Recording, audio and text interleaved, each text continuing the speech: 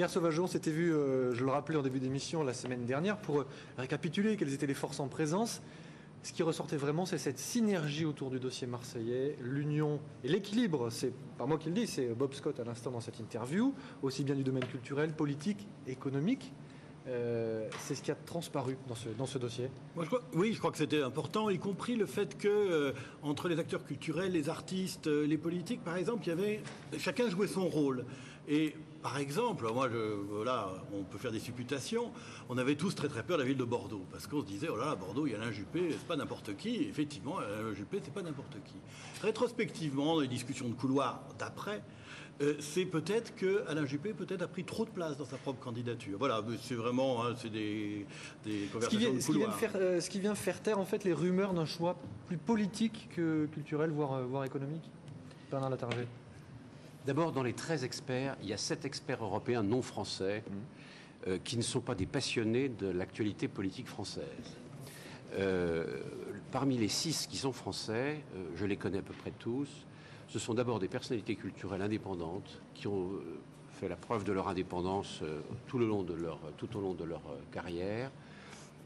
Et je ne soupçonne aucun d'entre eux d'avoir subi la moindre pression politique. Et puis alors, vous savez, dans une décision de ce genre, le pouvoir politique supérieur, il a tout intérêt à se protéger derrière l'avis du jury. Il a tout intérêt à ne pas prendre parti. Il a tout intérêt à dire « Monsieur Bob Scott et ses experts ont décidé, et je n'y peux rien ». Bon, alors, le discours sur les pressions politiques, le rôle des politiques, les influences politiques, je n'y ai jamais cru et j'ai toujours dit que je ne les croyais pas. Comme ça, les choses sont claires. Bernard Latarjet, quelles sont les priorités, vraiment, dans les jours qui viennent, pour vous et votre équipe? J'ai lu quelque part que vous vouliez renforcer votre équipe Marseille-Provence 2013. Ah, il faudra forcément la renforcer. Une équipe de direction et de coordination d'une capitale européenne de la culture, c'est une 50aine de personnes. Dans toutes les capitales, c'est de cet ordre-là. Il faudra la renforcer dans des domaines et des professions qui, actuellement, ne sont pas représentées au sein de l'équipe.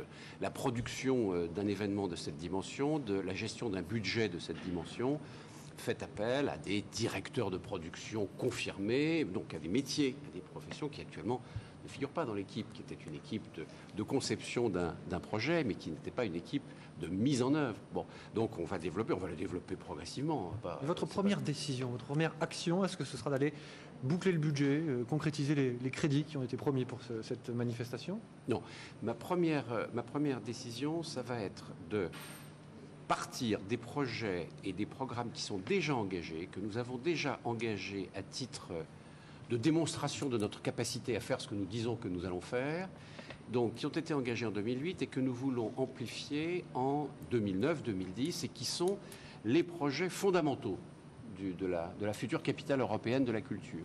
Ceux dont le succès conditionne un peu les autres.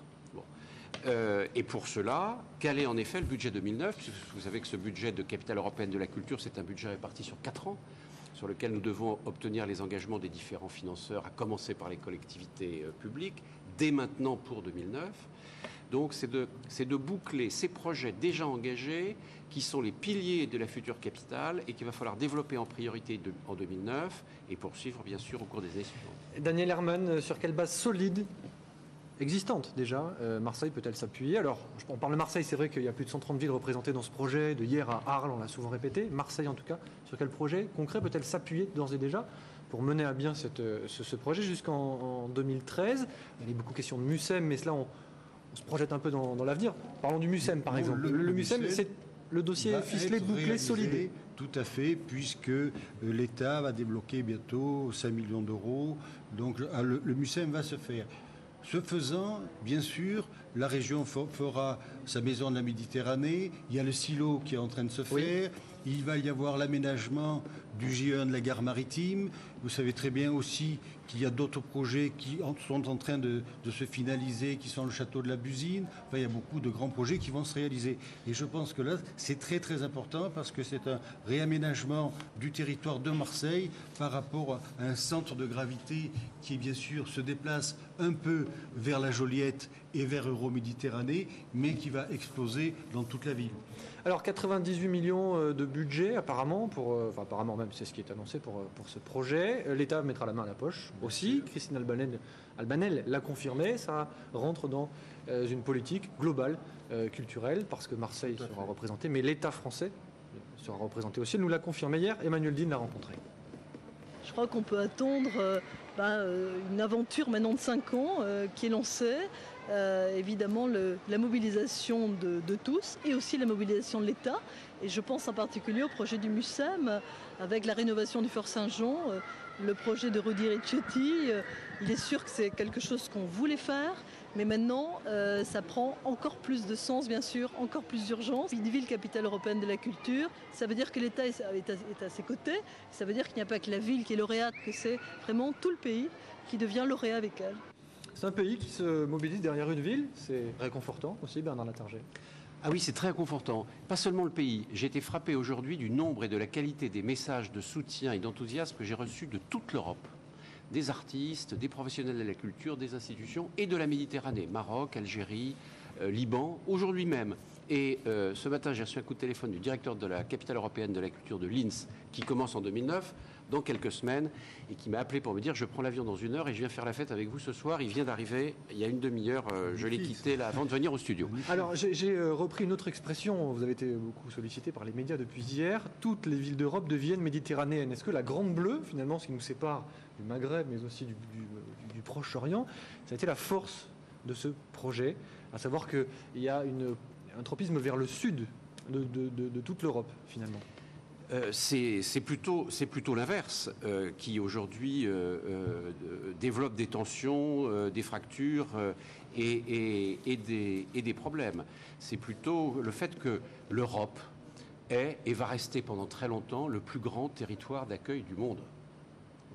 Et que de plus en plus, comme le disait le maire de Stuttgart quand il disait l'autre jour à Marseille, je suis le maire d'une ville méditerranéenne, le maire de Stuttgart est confronté depuis beaucoup moins longtemps aux problèmes que Marseille connaît depuis beaucoup plus longtemps. Qui sont ces problèmes d'accueil, qui sont ces problèmes de mixité, qui sont ces problèmes d'interculturalité, qui sont ces problèmes de dialogue ou de conflit, de religion, qui sont vraiment ces problèmes de demain pour l'Europe par rapport auxquels Marseille a une longueur d'avance, a une expérience plus ancienne et plus riche, et peut donc servir l'Europe mieux que d'autres capitales. Les acteurs culturels que vous êtes, Pierre Sauvageau, Dominique Bluzet, vont-ils travailler désormais, mais dès maintenant avec 2013 à l'esprit? Est-ce que vos programmations, est-ce que votre projet artistique sera teinté de Marseille 2013? Dominique Bluzet. Oui, moi je crois qu'on a déjà fait une réunion ce matin avec toute l'équipe pour dire d'abord, on est au service de ce projet et ce n'est pas ce projet qui est à notre service. Ça c'est très important, c'est-à-dire que les grandes institutions culturelles, elles doivent être accompagnatrices du projet, y compris financièrement. Ce n'est pas un coffre-fort qu'on va prendre d'assaut. Donc il y a un problème, il y a déjà une méthodologie qui est importante. Ensuite, il y a l'idée que pour le réussir, il faut qu'on travaille ensemble. Moi, par exemple, je proposerai au directeur de théâtre que sur l'année 2013, il y ait un abonnement commun à tous les théâtres du territoire pour qu'il n'y ait pas chaque théâtre qui fasse sa campagne d'abonnement, mais qu'on soit capable d'innover, d'inventer, de montrer qu'on est capable, nous aussi, en tant qu'acteurs culturels, de fédérer les énergies pour réussir quelque chose. Après, chacun a sa programmation artistique. Et puis, travailler effectivement avec l'équipe de Bernard pour se dire, bon, voilà où est-ce qu'on va, voilà quels vont être nos besoins, voilà financièrement comment on compte faire, voilà quels sont les artistes qu'on a envie d'interpeller, voilà le making-of. Pierre Sauvageau, même positionnement pour vous?